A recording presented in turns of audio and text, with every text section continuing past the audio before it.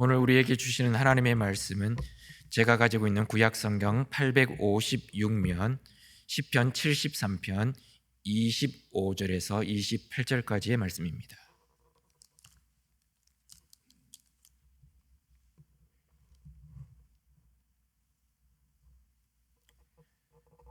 구약성경 856면 시편 73편 25절에서 28절까지의 말씀 찾으셨으면 우리 다 함께 한 목소리를 읽도록 하시겠습니다. 하늘에서는 주 외에 누가 내게 있으리요? 땅에서는 주밖에 내가 사모할 리 없나이다.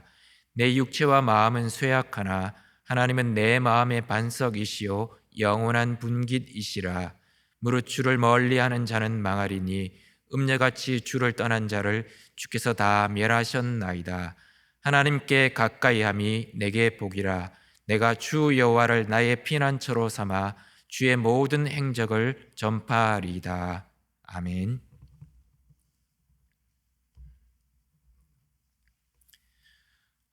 우리가 살아가면서 많은 만남을 가지게 됩니다. 오늘도 여러분은 교회를 오시면서 가까운 성도들과 만나셨고 또 이렇게 하나님을 만나기 위해서 예배의 자리로 나오셨습니다. 그런데 우리나라 말은 참 재미있는 부분들이 많이 있는데 똑같은 만남을 이야기하는데 전혀 다른 의미로 쓰여지는 단어가 두 가지가 있습니다. 하나는 만남이라는 단어이고 하나는 스침이라는 단어입니다. 만남이라는 것은 있는 그대로의 나와 있는 그대로의 너가 함께 만나서 상호작용하는 의미 있는 관계를 이야기할 때 보통 만남이라고 이야기를 씁니다. 그런데 스침은 아무 의미 없는 그냥 피상적인 나와 피상적인 너가 만나서 아무 의미 없이 시간과 어떤 정력을 소비하고 낭비하는 관계를 스침이라고 이야기합니다. 유대인 종교학 학자였던 마틴 부부가 이런 얘기를 했습니다. 현대인들에게는 만남은 없고 단순한 스침만 있다. 현대인들에게는 의미 깊은 서로에게 상호작용을 주는 뜻깊은 가슴을 따뜻하게 하는 그런 만남은 없고 그냥 단순한 스침밖에 없다라고 이야기합니다. 여러분은 하나님과의 관계가 만남이십니까? 아니면 그냥 스침이십니까? 사람들 사이에서는 심리적 거리가 있습니다. 이 심리적 거리를 연구했더니 이런 결과가 나왔습니다. 보통 사무적인 관계를 맺는 사람과의 적당한 거리가 어느 정도가 되느냐? 약 120cm, 1.2m 정도가 된다고 합니다. 그리고 나와 정말 의미 있는 아주 가장 가까운 친밀한 사람과의 최적의 거리는 얼마 정도가 되느냐? 약 15cm 정도가 된다고 합니다.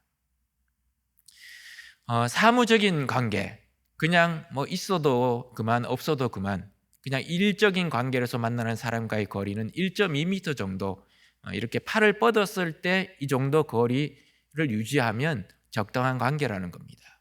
이보다 멀면 같이 일을 하기는 좀 불편하고 이보다 가까우면 서로가 심리적으로 불편함을 느낀다는 겁니다. 그런데 나와 친밀한 사람은 15cm 정도, 얼굴을 맞대고 피부가 이렇게 부딪히고 살결이 느껴지는 그런 거리에 있을 때만 친밀함을 느낄 수 있고 따뜻함을 느낄 수 있고 다정함을 느낄 수 있다는 것입니다. 그 말은 뭐냐? 물리적인 거리가 정서적 거리와 밀접한 관계가 있다는 겁니다. 연관이 있다는 겁니다. 물리적 거리가 멀어지면 멀어질수록 정서적 거리도 멀어진다는 겁니다. 사랑하는 성도 여러분, 여러분은 하나님과의 물리적 거리가 어느 정도가 되십니까? 하나님과의 정서적 거리가 어느 정도가 되십니까? 오늘 시편 73편에서는 시인이 이렇게 고백합니다. 하나님께 가까이함이 내게 복이다라고 고백합니다. 하나님과의 물리적 거리가 가까워지면 가까워질수록 그게 나의 인생에 엄청난 복이라고 고백하게 된 어떤 것입니다. 하나님과의 정서적 영적 거리는 하나님과의 물리적 거리와 관계가 있다는 겁니다. 내가 하나님 앞에 나와 예배하고 하나님 앞에 나와 기도하고 하나님의 말씀을 들으려는 그 노력이 계속해서 이어지고 그런 물리적 거리가 가까워지면 가까워질수록 하나님과의 정서적 거리, 영적 거리가 가까워진다는 겁니다. 오늘 이 시편 73편은 아삽이라는 사람이 지은 시입니다. 이 내용은 어떻게 보면 하박국이나 욥과 같은 그런 고민에서부터 출발을 했습니다. 세상 살다 보니까 악인이 형통하는 겁니다. 1절부터 11절까지는 악인의 형통에 대한 얘기를 쓰고 있습니다. 의인이 당하는 고통이 없습니다. 의인이 겪는 고민이 없습니다. 갈등도 없는 것 같고 고민도 없는 것 같고 고통도 없는 것 같고 심지어 죽을 때도 고통이 없이 죽는 것처럼 보여지는 것이었습니다. 그런 것 때문에 12절부터 17절에서 시인이 고민을 하기 시작합니다.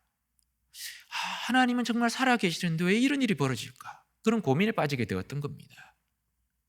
그래서 신앙적인 위기를 맞이하게 되었습니다. 그러다가 18절 이하에 가서야 비로소 그 고민과 갈등에 대한 해결점을 찾기 시작합니다. 그리고 이제 마지막 결론에 가서는 하나님께 가까이함이 내게 복이다라고 이야기하는 것입니다. 시인은 오늘 1절에서 이렇게 이야기합니다. 하나님은 마음이 정결한 자에게 선을 행하시고 하나님은 그들을 신실하게 대해 주신다는 믿음이 있었습니다. 그런데 2절에 가서 바로 이렇게 이야기합니다. 나는 거의 넘어질 뻔하였고 나의 걸음이 미끄러질 뻔하였다라고 고백합니다. 하나님은 분명히 하나님의 백성을 선한 길로 인도하시고 하나님을 찾는 자들에게 선을 베푸시는 분이라는 것을 믿고 깨닫고 알았습니다. 확신했습니다. 그런데 세상을 보니까 그렇지 않더라는 겁니다. 그래서 실족할 뻔했고 넘어질 뻔했다는 겁니다. 시험에 들어서 자칫 잘못하면 실족할 뻔했다는 겁니다. 그런데 왜 이 시인이 이런 시험에 빠지게 되었을까요? 하나님을 예배하는 예배자인데 하나님 앞에서 선견자라는 별명을 가지고 있는 아삽이었는데 왜 이런 시험에 들게 되었을까요?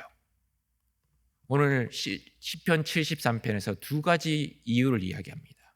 첫 번째는 3절부터 12절에 이렇게 시인이 이야기합니다. 악인의 형통과 악인의 교만을 보고는 시험에 빠져들게 되었다라고 이야기하는 겁니다. 현실은 반대였습니다. 의인은 물 없는 광야처럼 그 험한 세상에서 계속해서 시련과 어려움과 연단을 겪는 것을 보게 되었습니다. 그런데 악인은 마치 오아시스처럼 늘 고통도 없고 고민도 없고 그런 삶을 살아가는 것처럼 보여지게 되었던 겁니다. 그래서 시인은 그 악인들 중에 특별히 교만한 자들을 시기했습니다. 그리고 악인의 형통함을 나도 모르게 자신도 모르게 부러워하기 시작했던 겁니다. 3절에 보면 질투했다라는 단어가 나옵니다. 이 질투했다라는 단어는 히브리어로 킨네라는 단어를 쓰는데 이거는 시기로 인해서 나쁜 감정이 뜨거워지는 것을 의미합니다. 악인의 형통함을 보면서 시기심이 났습니다. 근데 그게 그냥 스쳐 지나가는 그런 감정이 아니라 계속해서 마음속으로부터 막 울컥울컥 올라온다는 겁니다. 어떻게 저럴 수 있을까? 악인의 형통이 어떻게 저럴 수 있을까? 시기심이 발동이 되었다는 겁니다. 그리고 그 감정이 뜨거워져서 계속해서 그 감정에 머물러 있게 되었다는 겁니다. 시인이 보기에는 악인들이 교만해지게 되었습니다. 악한 자들은 고통을 겪지도 않는 것처럼 보여졌습니다. 그들의 몸은 기름진 음식을 먹어서 윤택해졌습니다. 악하고 교만한 사람들은 다른 사람들이 다 겪는 고난이나 재앙에서 제외된 것처럼 보였습니다. 대부분의 악인들은 스스로의 능력으로 형통하며 건강하고 번영하기 때문에 교만하기 쉽고 다른 사람을 멸시하는 경향이 있습니다. 자신들이 가진 재물과 권력으로 폭력을 휘둘러서 수단 방법을 가리지 않고 연약한 사람들을 속이고 그들의 소유를 탈취합니다.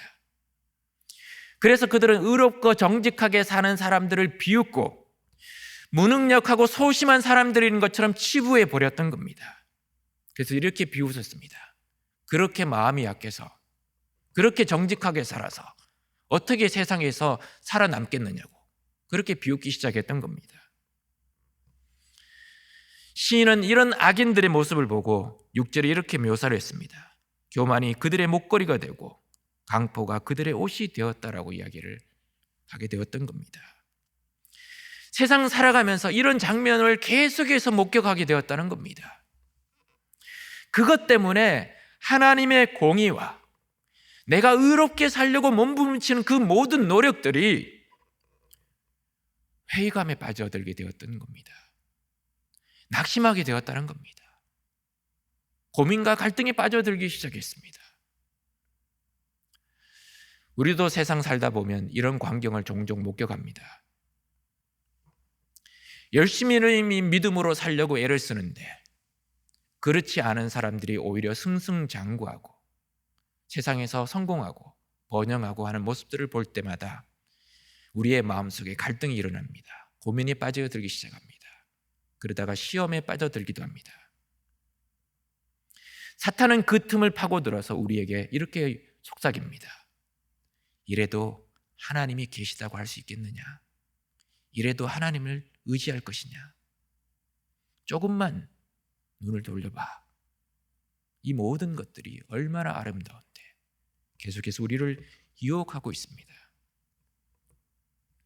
그때 우리의 마음이 하나님으로부터 멀어지게 되면, 세상을 향하고 있게 되면 우리 역시 시험에 빠질 수밖에 없습니다. 악인들은 자신들의 양심을 눌러가면서 불법과 폭력으로 재산과 명예를 얻고 있습니다. 그리고 세상을 향해서 이렇게 외칩니다. 이 세상에는 하나님은 존재하지 않으신다. 그들은 하나님이 이 땅에 계시지 않는다고 믿으니까, 자신들의 행위를 정당화하고 심판이 없다라고 생각하니까 다른 사람을 억압하고 다른 사람들을 무시하게 되었던 것입니다. 그러나 한번 생각해 보십시오.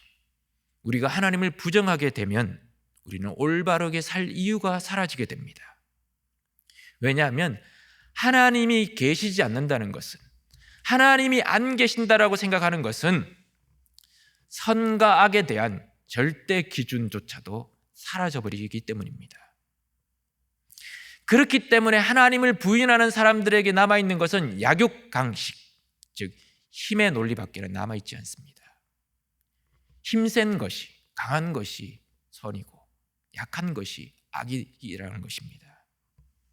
그래서 불법과 폭력을 동원해서 더 많은 소유를 얻는 것을 죄로 간주하지 않습니다.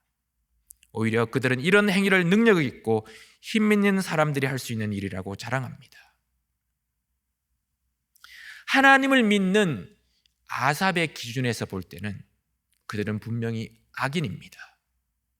그런데 분명 악인이라면 하나님의 심판을 받아서 망해야 되는데, 사라져야 하는데 현실은 그렇지 않았던 겁니다.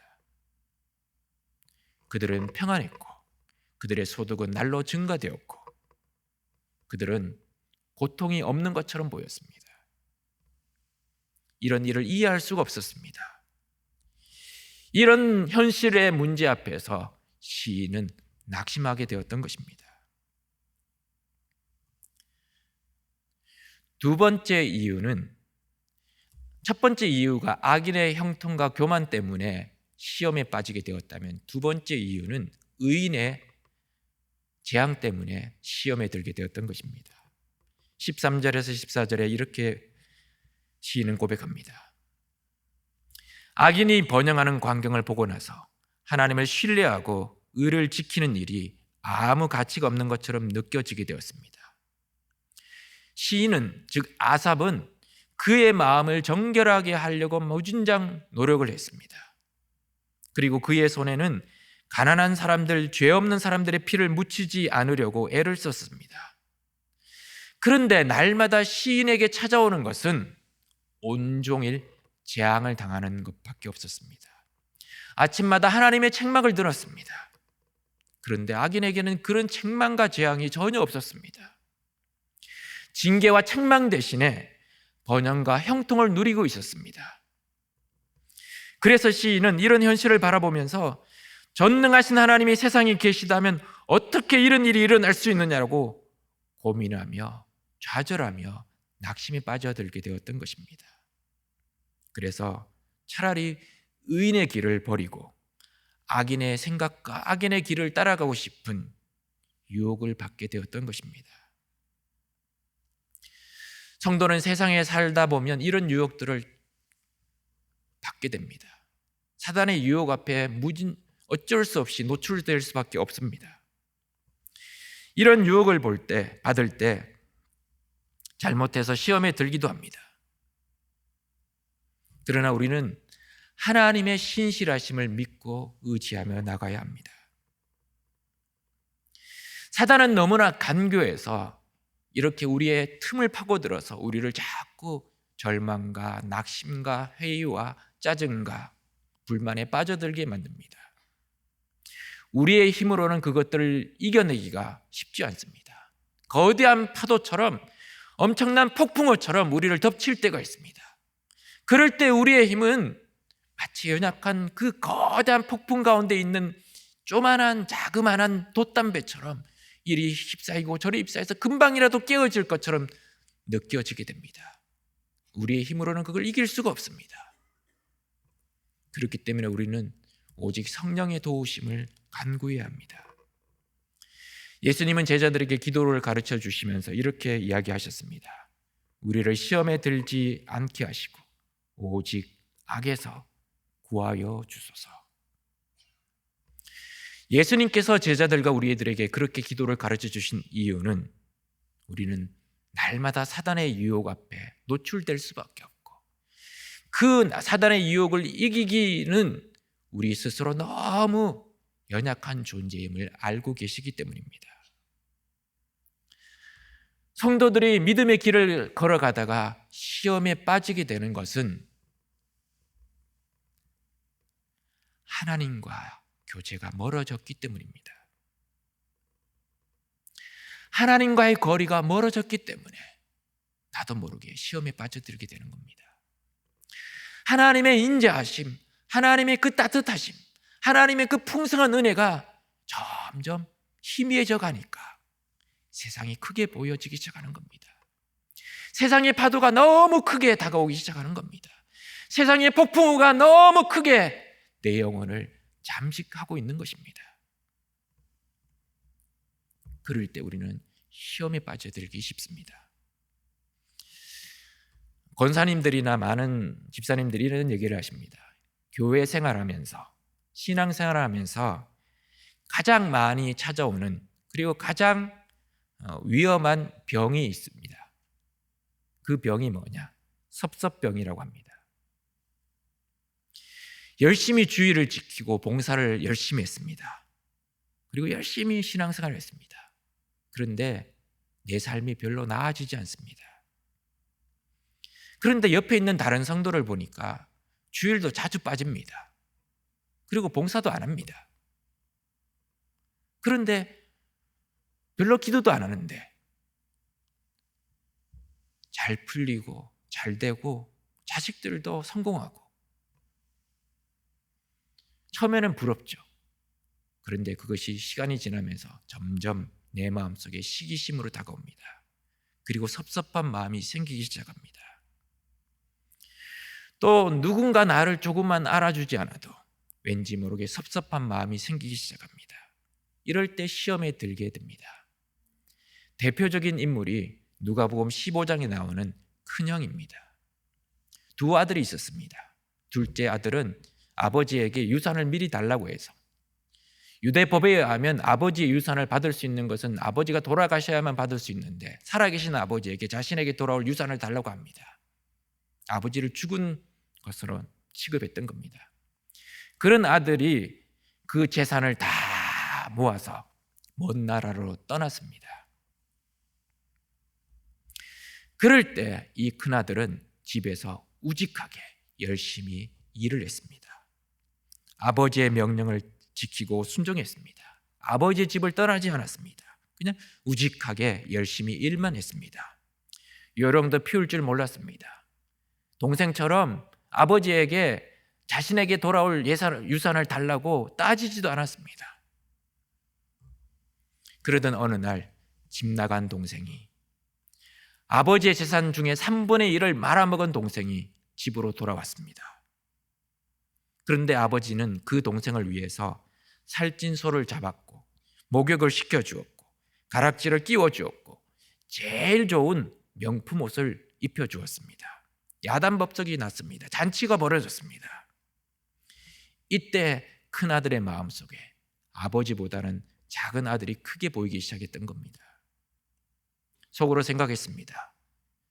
난 한 번도 소고기를 먹은 적이 없는데,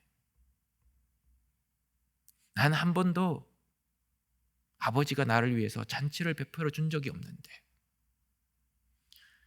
어떻게 저렇게 아버지 재산의 3분의 1을 말아먹은 저놈이 돌아왔는데 잔치를 베풀어 줄 수 있을까? 섭섭한 마음이 구름처럼 몰려오게 되었습니다. 나는 그동안 뭐 했나? 내가 왜 이렇게 살았었나? 스스로 자신의 신세를 한탄하기 시작을 했습니다. 아버지에게 섭섭한 마음이 들기 시작했습니다. 그러자 불평과 불만이 쏟아져 나오게 되었습니다. 급기야 아버지를 향해서는 당신의 아들이라고 하면서 아버지를 존재를 부인하는 일까지 벌어지게 되었던 겁니다. 사랑하는 성도 여러분, 신앙생활을 하면서 시험이 언제 찾아옵니까? 하나님보다 세상이 크게 보이기 시작할 때, 그때 시험이 찾아옵니다. 섭섭한 마음이 우리 마음속에 자라기 시작할 때 시험이 찾아옵니다. 사랑하는 성도 여러분, 하나님보다 세상이 더 크게 보이십니까? 옆에 있는 성도가 잘 되는 것이 더 많이 눈에 들어오기 시작하십니까? 그렇다면 조심해야 됩니다. 시험에 들기 직전이라는 겁니다. 그런데 이 문제를 어떻게 해결할 수 있을까요? 오늘 아삽은 17절에 이렇게 고백합니다. 17절 말씀을 같이 한번 찾아서 읽으시겠습니다. 하나님의 성소에 들어갈 때에야 그들의 종말을 내가 깨달았나이다. 하나님의 성소에 들어갈 때에야 내가 그들의 누구냐? 악인들의 종말을 깨달았다는 겁니다.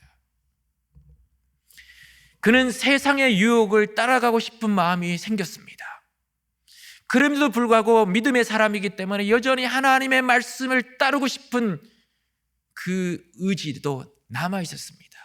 이 사이에서 계속해서 갈등하고 고민하고 빠지기 시작했습니다. 세상을 보니까 악한 사람들이 잘되고 승승장구하고 연약한 사람들을 괴롭히는 모습을 보면서 낙심에 빠졌습니다. 그러나 하나님의 말씀을 보니까 이게 다가 아니다라는 걸 깨달았습니다. 그 사이에서 갈등에 십자였게 되었고 시험에 빠져들게 되었습니다. 풀기 어려운 수수께끼처럼 그의 마음속에 계속해서 갈등을 일으켰고 고민에 빠져들게 했고 해결이 되지 않았습니다. 그런데 그는 해결점을 찾게 되었습니다. 그 문제의 해결점을 언제 찾게 되었느냐? 하나님의 성소에 들어갈 때야 그 문제, 그 고민, 갈등의 해결점을 발견하게 되었다는 겁니다. 하나님의 성소에 나가서 하나님께 기도를 드렸습니다. 하나님은 성소에서 시인에게 하나님의 거룩한 뜻과 악인의 최후를 보여주셨습니다. 실상은 지금 악인들이 서 있는 곳이 바위처럼 단단한 곳이다라고 생각했었는데 사실은 그것이 아니었다는 겁니다. 미끄러지기 쉬운 곳에 서 있다는 것을 깨달았습니다. 지금은 서 있는 것처럼 보여지지만 잠시 지나면 미끄러져서 넘어질 수밖에 없는 그런 위태로운 곳에 서 있다는 것을 깨닫게 되었습니다. 그리고 마지막 심판의 입장에 서서 그 악인들을 바라볼 수 있는 눈이 열렸다는 것입니다. 악인들이 지금은 승승장구하는 것처럼 보여져도 순식간에 무너지고 쓰러지고 넘어질 것을 하나님은 보여주셨던 것입니다. 악인들의 갑작스러운 결말을 그는 보게 되었던 겁니다. 하나님의 섭리를 깨닫게 되었던 것입니다. 우리는 종종 신문을 통해서 그런 기사들을 보게 됩니다. 승승장구하던 사람들이 하루아침에 무너지고 쓰러지고 해외로 도피하고 하는 것들을 종종 보게 됩니다. 불법적인 루트를 통해서 불법적인 것으로 재산을 쌓고 명예를 쌓다가 결국은 한순간에 몰락하는 것들을 우리는 종종 뉴스를 통해서 보게 됩니다. 시인은 악인들이 누리고 있는 형통과 번영이 마치 환상과 신기루에 불과하다고 고백하고 있습니다. 사람들은 종종 꿈에서 여러 가지 꿈을 꿉니다. 어떤 사람들은 꿈속에서 복권이 당첨되는 꿈을 꾸기도 합니다. 그러나 그것은 깨어날 때는 헛된 꿈이란 걸 깨닫게 됩니다. 마치 그것처럼 악인들이 세상에서 누리는 번영은 꿈처럼 허무한 것임을 시인은 고백하고 있는 것입니다. 악인에게는 진정한 의미에서 미래가 없습니다. 그들의 미래는 심판과 재앙만이 있을 뿐이라는 겁니다. 실체 없는 꿈처럼 악인의 형통은 그렇게 허무한 것임을 시인은 깨닫게 되었던 겁니다. 이 성소에 들어갈 때라는 단어는 크게 두 가지로 우리에게 적용해 볼 수 있습니다. 첫 번째는 성소는 하나님께 제사하는 곳입니다. 다른 말로 말하면 하나님께 예배하는 곳입니다. 그 말은 뭐냐? 우리가 하나님 앞에 나와서 예배에 성공하면 세상이 부러워지지 않는다는 겁니다. 왜냐? 예배를 통하여 하나님을 만나면 세상이 줄 수 없는 평안과 기쁨이 넘치게 되어 있기 때문이라는 겁니다. 그런 의미에서 성도에게 예배는 생명줄입니다. 성도에게 있어서 예배는 생명 양식입니다. 예배 가운데서 하나님의 임재를 경험하고 하나님의 사랑을 깨닫게 되면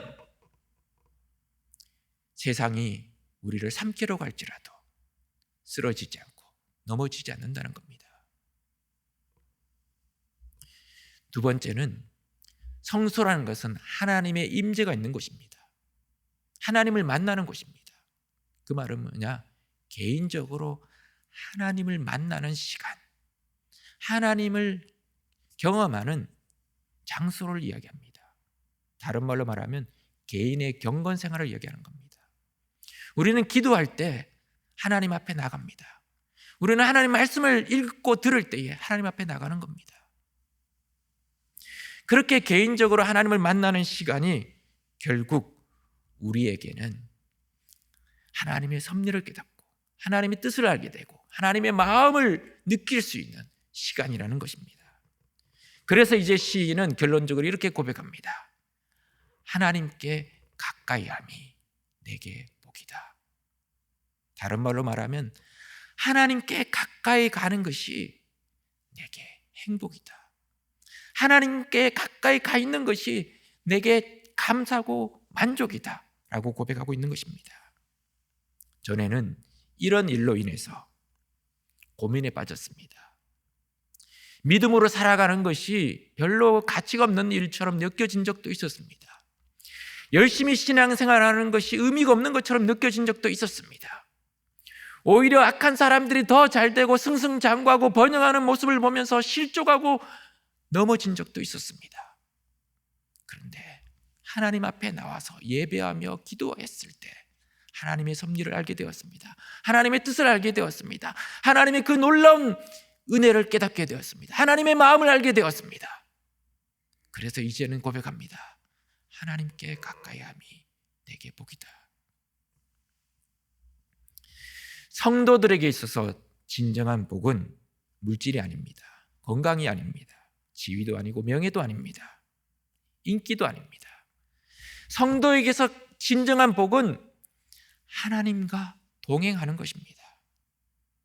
왜냐하면 우리에게 필요한 모든 것은 하나님 안에 있기 때문입니다. 그렇기 때문에 성도들은 악을 멀리하고 하나님을 가까이 해야 합니다. 그게 인생이 가질 수 있는 최상의 지혜입니다. 그래서 이제 시인은 그런 사실을 깨닫고 난 후에 이렇게 고백합니다. 주 여호와를 나의 피난처로 삼아 그의 행적을 전파하리다. 하나님을 나의 피난처로 삼아서 하나님의 행하심, 하나님의 행적을 전파하겠다고 선포를 합니다. 결심을 합니다. 그렇기 때문에 우리는 세상이 부러워질 때 신속하게 하나님께 나가야 합니다. 세상이 크게 다가오기 시작할 때, 다른 사람의 번영이 부러워지기 시작할 때 하나님 앞에 나가야 합니다. 하나님 앞에 엎드려야 합니다. 하나님께 더 가까이 다가가야 하는 것입니다. 그리고 우리의 시선을 하나님께 고정할 때 하나님의 섭리와 뜻을 깨닫게 되고 하나님의 마음을 느끼게 됩니다. 그리고 하나님은 성령을 통해서 우리에게 우리의 눈을 열어주셔서 하나님의 세계가 어떤 것인지를 깨닫게 하시고 악인들의 말로가 어떤 것인지를 발견하게 하실 것입니다. 어느 아버지가 종과 함께 멀리 여행을 갔습니다. 종 한 명을 데리고 멀리 여행을 갔습니다. 그런데 여행을 하는 도중에 이 아버지가 그만 큰 병에 걸리고 말았습니다. 여행지에서 치료를 해도 낫지가 않았습니다. 여행지에서 그만 이제 죽을 위기에 처했습니다. 그때는 지금처럼 이렇게 무슨 통신수단이 발달할 때가 아니었기 때문에 어쩔 수 없이 종에게 유서를 써서 가족들에게 전해달라고 부탁할 수밖에 없었습니다. 그런데 이 아버지는 고민에 빠지기 시작했습니다. 어떻게 유서를 써야지 이 종이 집에까지 돌아갈 수 있을까? 혹시 중간이라도 종이 그 유서를 가로채거나 도망가 버리면 아무 소용이 없는데, 가족들이 내가 죽은 사실조차도 모를 건데, 그런 고민에 빠지다가 고민한 끝에 유서를 써서 종에게 주었습니다. 그리고 집으로 빨리 돌아가서 가족들에게 나의 죽음과 유서를 전해주라고. 그렇게 해서 종은 주인의 유서를 가지고 집으로 돌아갔습니다. 가는 도중에 이 종이 궁금했습니다. 도대체 어떤 유서를 썼을까? 그래서 유서를 펼쳐보았습니다. 그 유서에는 이렇게 적혀 있습니다. 이 문서를 가지고 가는 사랑하는 종에게 내 재산을 모두 물려준다. 단 내 아들은 내 재산 중에서 딱 하나만을 가질 수 있다. 종은 너무나 신이 났습니다. 자신의 주인의 전 재산이 내 것이 된다는 그 사실 앞에 너무 기뻤습니다. 잠도 자지 않고 막 달려서 주인의 집에 도착했습니다. 그리고는 주인의 장례식을 잘 치루었습니다. 장례가 마치고 난 이후에 가족들이 모였습니다. 그 자리에서 종이 주인의 유서를 보여주고 낭독을 했습니다. 가족들은 난리가 났습니다. 어떻게 아버지가 우리한테 이럴 수가 있냐고. 종한테 재산을 다 물려주고 우리는 딱 하나밖에 가질 수 없다니 어떻게 이럴 수 있냐고. 아버지를 원망하기 시작했습니다. 종이 가족들에게 이야기했습니다. 빨리 하나를 택하고 빨리 이 집에서 나가! 그렇게 이야기했습니다. 그때 아들은 고민하다가 이렇게 이야기했습니다. 아버지가 우리에게 그런 유서를 남긴 것은 뜻이 있을 것입니다. 나는 아버지의 재산 중에서 가장 중요한 재산 딱 하나만 선택하겠습니다. 그건 바로 아버지의 전 재산을 가지고 있는 너, 종을 내가 소유하겠다. 그렇게 이야기했던 것입니다. 아버지는 참 지혜로운 분이었습니다. 유서를 써서 종에게 주었을 때 종이 집으로 돌아가다가 도망가거나 아니면 그 유서를 보고 아예 찢어버리거나 하면 어느 누구도 아버지의 유언을 알 수가 없는 겁니다. 그렇기 때문에 아버지는 고민한 끝에 현명하고 지혜로운 방법을 써서 종이 집으로 돌아가고 그리고 가족들도 그 아버지의 뜻을 이해해서 선택할 수 있는 유서를 고민한 끝에 썼던 것입니다. 아들은 아버지의 뜻을 깨닫고 모든 것을, 아버지의 재산의 모든 것을 소유한 종을 선택했던 것입니다. 그래서 그 종은 그 집에서 계속 종으로서 아버지의 재산, 즉 아들의 재산을 관리하면서 살았다고 합니다. 우리는 아들처럼 세상 모든 것의 소유주이신 하나님만을 선택해야 합니다. 하나님만을 붙잡아야 합니다. 다른 것, 물질이 많아도, 성공을 했어도, 명예를 다 가져도 하나님을 가지지 못한다면 실패한 인생입니다. 무의미하고 악인처럼 갑자기 미끄러운 낭떠러지에 떨어져 멸망을 당할 수밖에 없습니다. 하나님만을 붙잡는 것이 결국 세상 모든 것을 소유하는 길이고, 그것이 진정한 복임을 우리는 잊지 말아야 합니다. 사랑하는 성도 여러분, 그림자는 언제 보일까요? 우리의 그림자는 언제 보일까요? 태양을 등지면 그림자가 보입니다. 태양을 등지면 그림자가 보입니다. 그러나 태양을 향해서 우리의 시선을 돌리면 그림자가 보이지 않습니다. 우리도 마찬가지입니다. 태양보다 더 밝게 빛나는 하나님을 바라보며 하나님께 가까이 가면 갈수록 우리의 어둠, 우리의 그림자가 보이지 않습니다. 하나님이 그 따뜻한 태양빛보다 뜨거운 하나님의 사랑을 우리는 날마다 경험할 수 있습니다. 하나님의 인자하신 그 은혜를 날마다 경험할 수 있습니다. 그러나 우리의 눈을 돌려서 태양을 등지기 시작하면 우리 속에 있는 그림자가 너무 크게 보입니다. 너무 또렷하게 보입니다. 그래서 절망을 경험하고 낭심을 경험하고 세상으로 빠져들기 시작하는 것입니다. 하나님께 가까이 하는 것이 우리의 삶의 복입니다. 하나님께 더 가까이 다가가는 것이 우리의 삶의 진정한 행복입니다. 하나님께 더 가까이 다가가는 것이 우리의 삶의 완전한 기쁨임을 우리는 잊어서는 되지 않는 것입니다. 그래서 다윗은 시편 84편 10절에 이렇게 고백합니다. 주의 궁정에서의 한 날이 다른 곳에서의 첫날보다 나은즉 악인의 장막의 거함보다 내 하나님 문지기로 있는 것이 좋사오니. 기도하시겠습니다. 하늘에 계신 우리 아버지여, 이름이 거룩히 여김을 받으시오며 나라의 임하옵시며 뜻이 하늘에서 이루어진 것 같이 땅에서도 이루어지이다.